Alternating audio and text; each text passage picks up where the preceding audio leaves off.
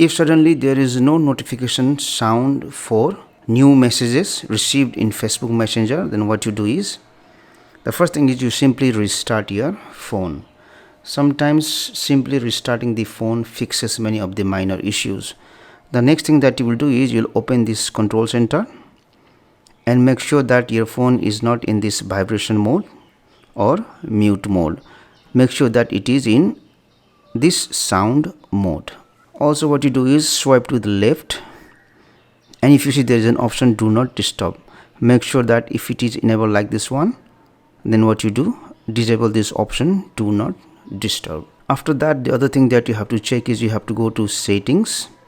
You have to go to this option sounds and vibration, go to this option volume, and make sure that the volume for this notification is maximum so that you can hear the notification sound. Now after this one, we will close this one. We will go to settings again. We will go to this option apps. We will scroll down and then we will look for Messenger. Open this Messenger application. Go to this option notifications. Make sure that this option show notifications is enabled.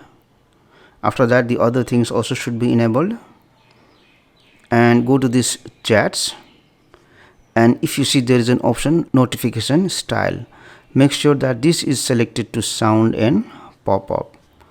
Don't select this option silent or silent and minimized. Make sure it is sound and pop-up.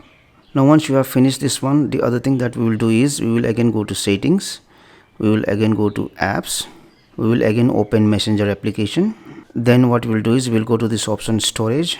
Then what you do is make sure to select this option clear cache.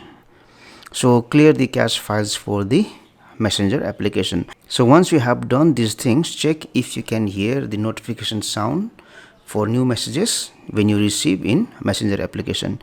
If doing this also does not fix the issue, then the last thing that you will do is you will uninstall the Messenger application and then reinstall it again.